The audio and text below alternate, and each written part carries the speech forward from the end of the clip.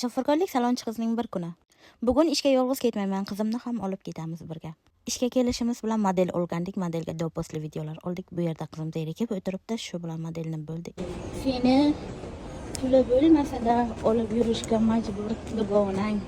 Qizim Nilufar opa bilan shunaqa video oldi, o'sha video lentada ko'rishlaringiz mumkin. Birga rasmga tushdik, shu bilan aylanishga chiqdik. Ko'chada nimadir bo'lyapti ekan.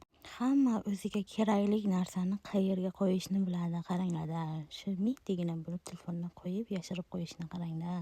Yomg'ir yoqqandan keyin havo juda ham chiroyli bo'lgan. Osmondagi bulutlar vobshe.